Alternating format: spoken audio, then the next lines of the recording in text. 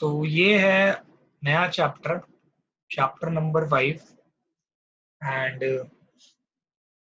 ये जो चैप्टर है इसका नाम है arithmetic progression, right. Arithmetic progression, इसको हम एपी भी बोलते हैं। तो अरिथमेटिक प्रोग्रेशन होता क्या है? देखो, जब हम बात करते हैं अरिथमेटिक प्रोग्रेशन की, जनरली ये दो साइन सामने आते हैं, plus and minus. And progression का मतलब होता है आगे बढ़ना। प्रोग्रेशन सेम वे में ही ऐसे आगे बढ़ते जाना, प्रोग्रेस करना। तो अरिथमेटिक प्रोग्रेशन क्या होता है? एक्चुअली एक ग्रुप होता है, ठीक है। इसकी मैं डेफिनेशन लिखवाता हूँ आपको। आप इसकी डेफिनेशन लिखोगे, it is a list of numbers, it is a list of numbers in which each term is obtained by adding a fixed number to the preceding term.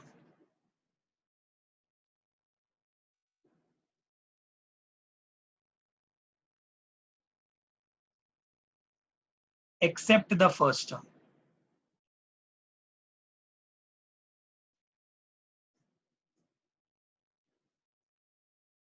ये इसका मीनिंग है, बताता हूँ आपको। एग्जाम्पल ले लो, अगर मैंने एक चीज लिखी है यहाँ पे 3, यहाँ पे लिखा 3, 8, 13, 18, 23, 28। तो आप यहाँ पे एक चीज पहचान पाओगे कि मैं क्या कर रहा हूँ, सब में +5 ऐड कर रहा हूँ। ऐसा कोई भी नंबर नहीं है जिसमें कोई अलग नंबर ऐड कर दिया हो। बस मैंने फर्स्ट टर्म को ऐसे ऑब्टेन नहीं किया। फर्स्ट टर्म तो मेरे पास होना कंपलसरी था, तो मैंने फर्स्ट टर्म कैसे ऑब्टेन किया ये यहाँ पे नहीं पता चला, इसीलिए यहाँ पे लिखा है एक्सेप्ट द फर्स्ट टर्म। और रही बात सेकंड टर्म की, सेकंड टर्म कैसे ऑब्टेन हुआ, +5 करके। ऐसे ही इसमें +5। तो ये एक पैटर्न बन गया है जिसमें आप एक फिक्स नंबर ऐड करे जा रहे हो। ये लिस्ट बन गई नंबरों की। अब आप जज कर सकते हो कि अगला नंबर क्या होगा, ऑटोमेटिकली आप 5 ऐड कर दोगे। तो बिना बताए आप पता लगा सकते हो कि, मतलब आपको यहाँ पे बोलेंगे नहीं कौन सा नंबर है, आप खुद कैलकुलेट कर सकते हो। इसमें +5 ऐड कर दोगे 33 आ जाएगा। आप इसका अगला टर्म भी पता लगा सकते हो, 38 हो जाएगा। तो ये जो सीरीज बनी ना, इसको बोलते हैं हम लोग AP, arithmetic progression. Arithmetic progression में ये सारे टर्म्स होते हैं, डिफरेंट डिफरेंट टर्म्स है। ये कौन सा टर्म है? ये सेकेंड टर्म, ये थर्ड टर्म हो गया। अगर मैं बोलूंगा सिक्स्थ टर्म कौन सा है, 1 2 3 4 5 6, this is the sixth term. ये जो है पहला टर्म, इसको हम रिप्रेजेंट करते हैं ए से हमेशा, फर्स्ट टर्म। एंड वो फिक्स नंबर जो आप बार बार ऐड करके अगला नंबर निकाल रहे हो, देख रहे हो, it is a list of numbers in which each term is obtained by adding a fix number two the preceding term. मतलब पीछे वाले नंबर में आप एक फिक्स टर्म ऐड करते हो तो आपको नया नंबर मिल जाता है। 13 कहाँ से ऑब्टेन हुआ, इससे पिछले वाले में फिक्स नंबर जो आपने सेलेक्ट किया हुआ है उसको ऐड किया।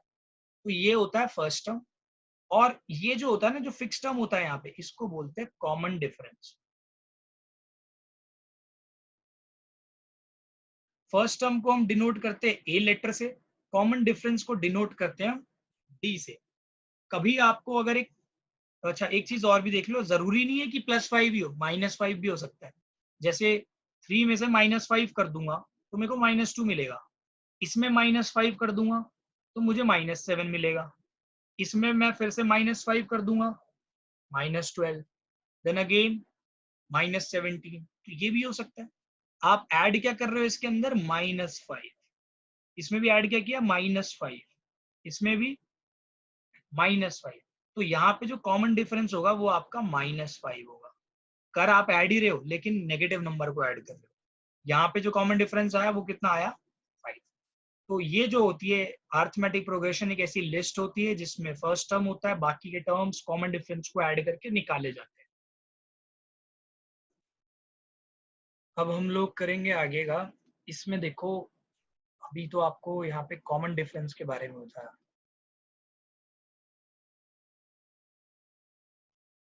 कॉमन डिफरेंस जो होता है वो होता है डी से रिप्रेजेंट। कॉमन डिफरेंस डी से रिप्रेजेंट होता है। तो अगर मैं एक एग्जांपल लेता हूँ एक एपी का, मान लो यहाँ पे मैंने लिख दिया 1, 3/2, 2, 5/2, 3, ऐसे लिख दिया। तो जरूरी नहीं है कि कॉमन डिफरेंस जो होता है ये एक पर्टिकुलर एक नेचुरल नंबर हो या इंटीजर हो। ये फ्रैक्शन में भी हो सकता है और डेसिमल में भी हो सकता है। तो देखो, हमेशा जब भी कॉमन डिफरेंस आपको निकालना हो ना, तो आप क्या कर सकते हो, कोई भी दो टर्म्स उठाओ, लेकिन ध्यान रखना वो कंसेक्यूटिव टर्म्स होने चाहिए। जैसे आप कॉमन डिफरेंस ऐसे निकाल सकते हो, सेकेंड टर्म में से फर्स्ट टर्म को सब्ट्रैक्ट करो, या फिर आपकी मर्जी, आप थर्ड टर्म लोगे तो सेकेंड टर्म को सब्ट्रैक्ट करो। अगर आप फोर्थ टर्म लेना चाहते हो तो इसमें से थर्ड टर्म को सब्ट्रैक्ट करो। अगर आप फिफ्थ टर्म लेना चाहते हो तो उसमें से फोर्थ टर्म को सब्ट्रैक्ट करो। तो यहाँ पे आप आंसर देखोगे, अगर ये एपी है, इफ इट इज एपी, तो ये सारे कॉमन डिफरेंस बराबर ही आएंगे, आप किसी से भी निकालो। एग्जाम्पल, A2 रिप्रेजेंट करता है आपके सेकेंड टर्म को, A1 और A एक ही बात होती है यहाँ पे। ये होता है A3, ये हो गया A4, ये हो गया A5। तो आप इसको A2 माइनस A1 को क्या लिख सकते हो, सेकेंड टर्म मतलब 3/2 माइनस 1। जब आप इसका एलसीएम लेके सॉल्व करोगे तो ये आपको मिल जाएगा 1/2। अगर आप थर्ड टर्म में से सेकेंड हटा दो, ये लो 2 माइनस 3/2 कर दो, तब भी आपका आंसर देखो कितना आएगा, 1/2। Same goes for this, 5/2 minus 2, इसको जब आप सॉल्व करोगे तो ये 1/2 आ जाएगा। सिमिलरली 3 माइनस 5/2, ये आपका आ जाएगा 1/2। तो अगर कोई टर्म एपी में है तो आप बस उसके कॉमन डिफरेंस चेक कर लो। अगर मतलब एक आपको लिस्ट दे दी नंबरों की और बोला गया find whether it is in AP और नॉट, तो आप क्या करना, कंसेक्यूटिव नंबर्स जो होंगे ना उनका डिफरेंस निकाल लेना। और अगर उनका डिफरेंस जो है वो सेम आता है तो आप बोलोगे yes it is in AP. तो ये होता है कॉमन डिफरेंस निकालने का फॉर्मूला, कि आपने अगर थर्ड फोर्थ टर्म लिया तो फोर्थ में से थर्ड टर्म को सब्ट्रैक्ट करो। ध्यान रखना उल्टा मत कर देना, A1 माइनस A2 गलत आ जाएगा। कॉमन डिफरेंस निकालना है तो A2 minus A1, A3 minus A2। ठीक है, आप एक ही टर्म से भी निकाल सकते हो। अब बात आती है, कॉमन डिफरेंस तो आपने सीख लिया। अब इसमें क्वेश्चंस क्या आएंगे, आपको जज करने के लिए आएगा कि एक आपको कोई भी क्वेश्चन देंगे और बोलेंगे कि बताओ क्या ये एक एपी फॉर्म करता है या नहीं करता। तो कोई भी लिस्ट एपी तभी फॉर्म करेगी अगर उसके कॉमन डिफरेंस जो होंगे वो बराबर होंगे। अब यहाँ पे आपको कुछ ऐसे क्वेश्चंस भी आएंगे, forming an AP if A and D R given. मतलब आपको कॉमन डिफरेंस दे रखा होगा और आपको बोला जाएगा एपी निकालो, और फर्स्ट टर्म भी दे रखा होगा, तो आप बहुत आराम से एपी फॉर्म कर सकते हो। मान लो कॉमन आपको फर्स्ट टर्म दे दिया 2 एंड कॉमन डिफरेंस दे दिया 3, तो आपके पास सिंपल आंसर है, आप फॉर्म कर सकते हो आराम से एपी को। कैसे होगा फॉर्म, 2, अगला टर्म आपको पता है कॉमन डिफरेंस है 3, तो यानी अगले टर्म आप कैसे निकालोगे, 3 ऐड करके। तो आप 3 ऐड करो 2 में, 5, मतलब आप ऐसे कर रहे हो एक्चुअल में। फिर अगले टर्म में क्या कर रहे हो, ये जो आया इसमें ऐड कर दोगे 3। तो इन शॉर्ट आप क्या कर रहे हो, ये 3 ऐड करे जा रहे हो, ये बन गया 5, इसमें 3 ऐड करो 8, इसमें 3 ऐड करोगे 11, dot dot dot dot infinite तक चले जाएगा, तो इनफाइनाइट एपी बोला जाएगा। अब ये तो अगर आपके पास फर्स्ट टर्म हो और आपके पास कॉमन डिफरेंस हो तो आप एक एपी आराम से फॉर्म कर सकते हो। This is clear. एक एग्जांपल और ले लेता हूं, अगर मैं ए को ले लेता हूँ 3, डी को ले लेता हूँ -5, तो पहला टर्म ये तो मैं चलो करा चुका हूँ, -3 ले लिया, तो पहला टर्म तो 3 आएगा, 3 में ऐड करो -3 तो 0 हो जाएगा, 0 में ऐड करोगे अगर -3 तो -3 हो जाएगा, ऐसे हो जाएगा -6, -9, ऐसे ही चलता रहेगा। तो ये एपी फॉर्म हो गया आपका। तो जब भी आपको एक जनरल फॉर्म लिखने के लिए आएगी एपी की, तो देखो क्या होती है,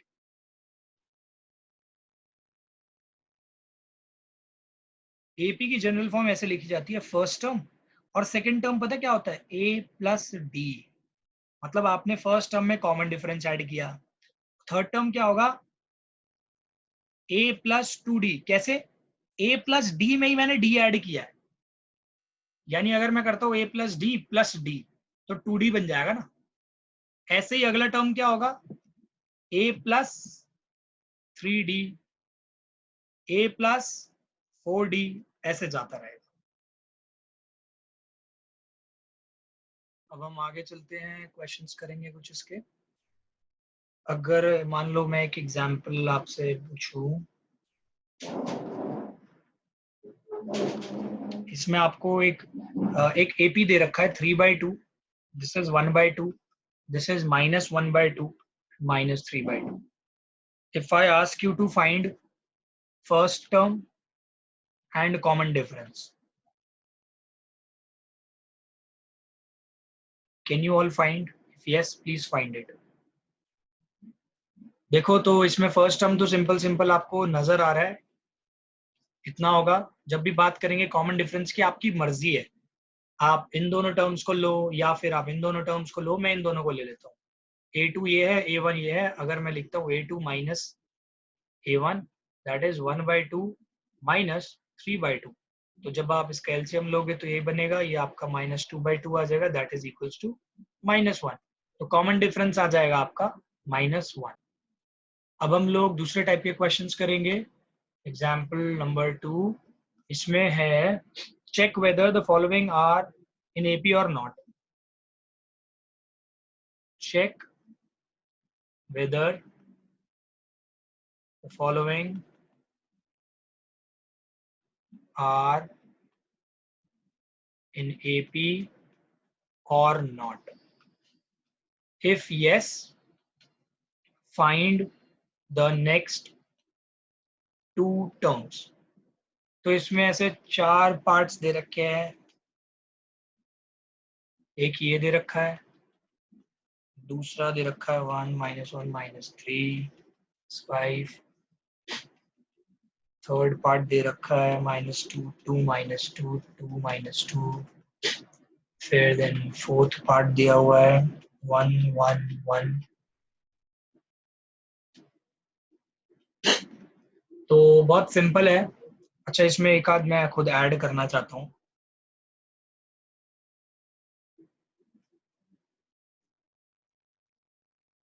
√3, √6, √9, √12 and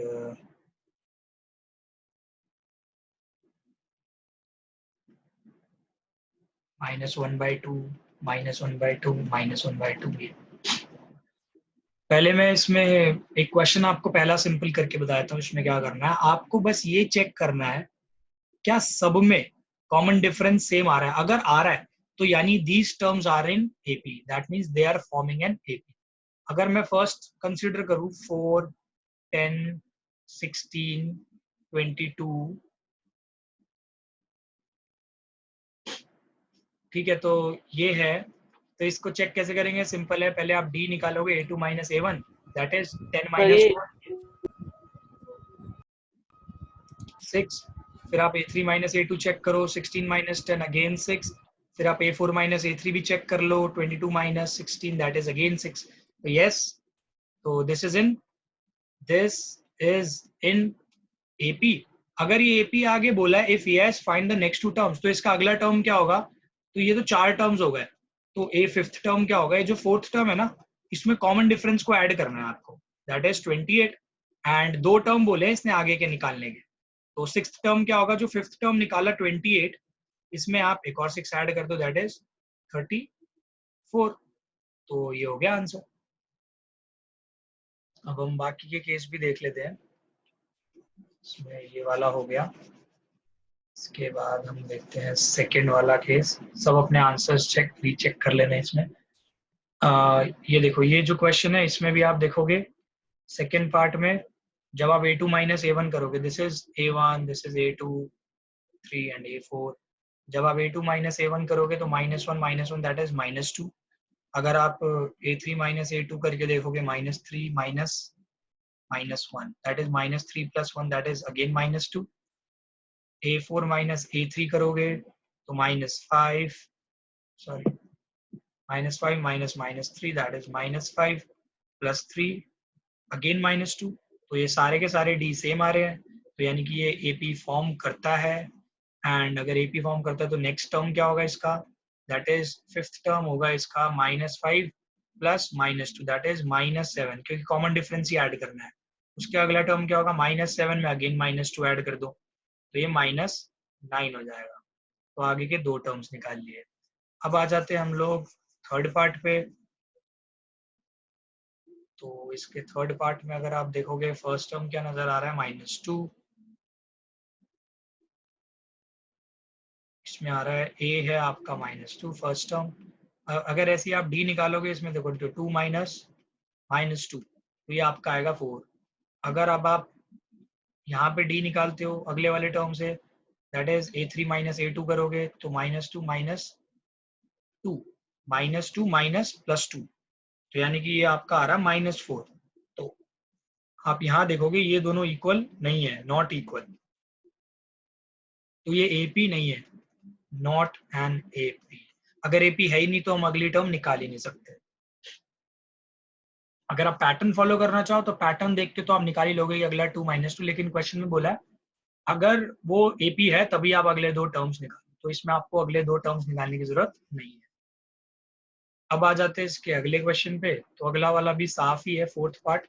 इसमें जब आप 1 - 1 करोगे 0, अगेन 1 - 1 कर रहे हो तो 0, लेकिन इस वाले टर्म को देखोगे 2 - 1 जब करोगे इट इज कमिंग एज 1, ऐसे 2 - 2 फिर 0। तो ये देखो ये फिक्स, ये सारे सेम नहीं आ रहे, तो यहाँ पे आप लिख लोगे इसको not equal, not an AP, तो इसको आगे करने की जरूरत नहीं है। अब आ जाओ फिफ्थ पार्ट पे। Fifth part is also simple, लेकिन आपको फिफ्थ पार्ट में ना एक चीज का ध्यान रखना है, जब भी ऐसे क्वेश्चंस आएंगे ना तो आप हमेशा क्या करोगे, इसको सिंप्लीफाई करके लिखोगे, जितना सिंप्लीफाई हो सकता है उतना। तो फिफ्थ पार्ट में पहला √3 तो और सिंप्लीफाई नहीं हो सकता, √6 भी नहीं हो सकता, लेकिन √9 हो सकता है, वो आ जाएगा 3। जब आप √12 लिखोगे तो ये हो जाएगा 2√3, इतना सिंप्लीफाई हो पा रहा है। अब बात करते हैं सब्ट्रैक्शन की। यहाँ से अगर आप d की वैल्यू निकालो तो आएगा √6 माइनस √3। अब आप सोचोगे कि यहाँ से मैं कोई वैल्यू कॉमन ले सकता हूँ, ऑफकोर्स आप वैल्यू कॉमन ले सकते हो। आप √6 को लिख सकते हो √3 इंटू √2 माइनस √3, इसको यहाँ से माइनस, ये √3 कॉमन आएगा, अंदर रह जाएगा √2 - 1, इसका कॉमन डिफरेंस इतना आ सकता है, इससे ज्यादा सॉल्व नहीं होगा। इन दोनों टर्म्स को हटाओ, 3 माइनस √6, तो आप यहाँ पे देखोगे 3 को आप ये लिख सकते हो √3 इंटू √3 माइनस √3 इंटू √2।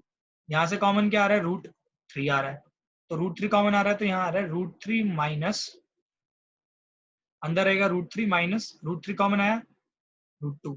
तो आपको यहीं पे ही पता चल गया कि ये दोनों इक्वल आ ही नहीं रहे हैं, देख लो नॉट इक्वल, आगे के करने की जरूरत ही नहीं है।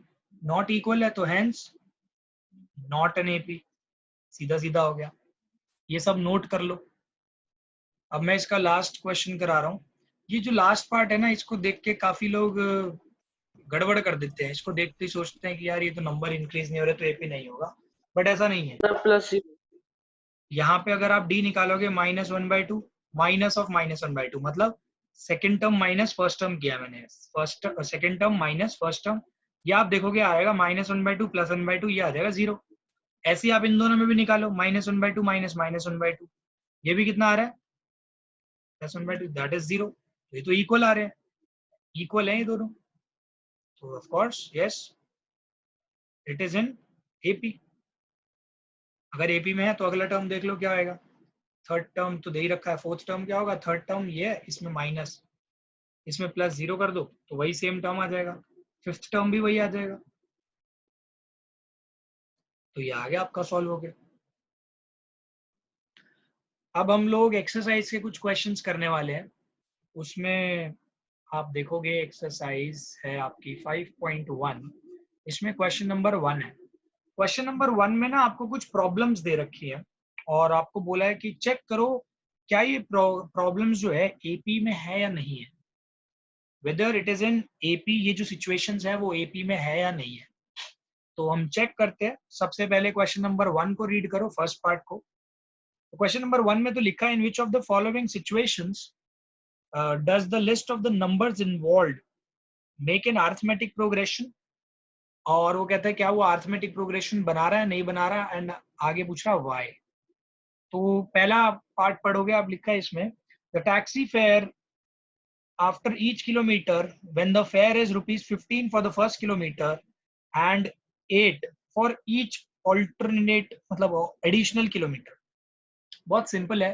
टैक्सी का फेयर जो है ना, फेयर वो कैसे ले रहा है टैक्सी का, सॉरी उसको फेयर को वो कैसे लेता है, टैक्सी का जो फेयर बन रहा है वो बन रहा है ऐसा, पहले किलोमीटर के लिए तो 15 ले रहा है और बाकी के जैसे फर्स्ट किलोमीटर के लिए तो 15 ले लिया उसने।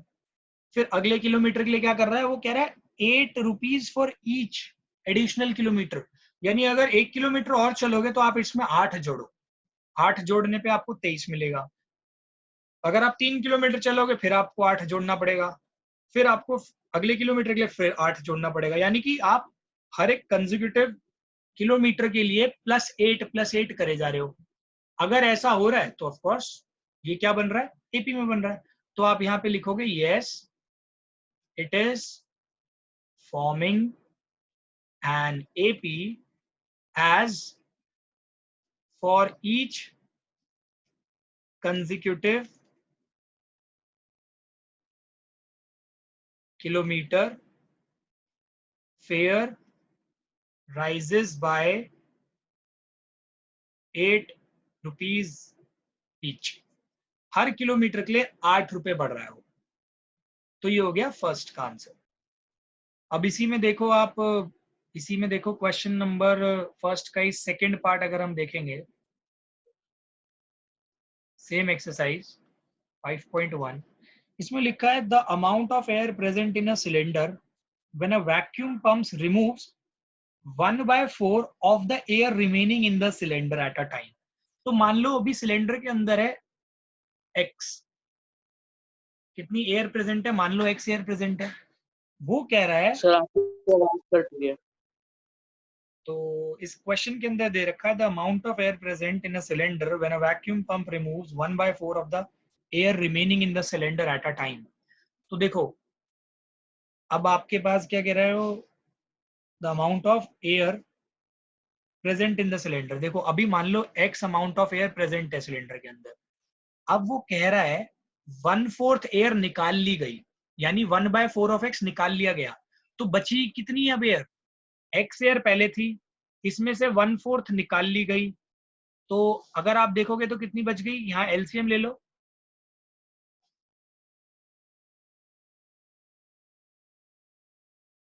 3x/4।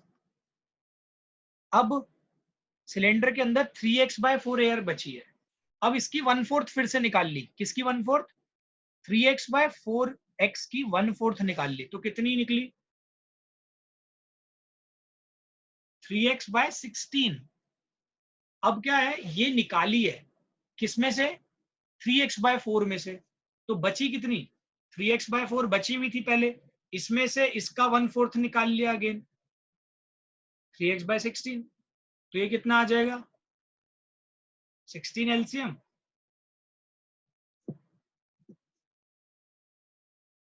12x minus 3x that is 9x/16 बच गई। ये आ गया 9x/16। अब आप खुद देख लो, अगर आप इसमें डी मेथड क्या कहते हैं, डी की वैल्यू निकालते हो, बनता है 3x/4 माइनस एक्स, ये आपका आ रहा है 3x minus 4x/x that is, x कह रहा हूँ यहाँ पे नीचे आ जाएगा 4। तो this comes out to be -x/4। अगर आप यहाँ से डी निकालते हो इन दोनों की हेल्प से, तो ये आएगा 9x/16 माइनस 3x/4, एलसीएम तो 16 ही रहेगा, 9x minus 12x that is कितना हो गया, -3x/16। तो ये देखो ये दोनों नॉट इक्वल है, hence it is not forming an AP. अब आप इस क्वेश्चन को अगर आपने देख लिया और आपको समझ में आ गया हो कैसे करने हैं क्वेश्चंस, तो अब आप इजीली एक्सरसाइज 5.1 को कर सकते हो।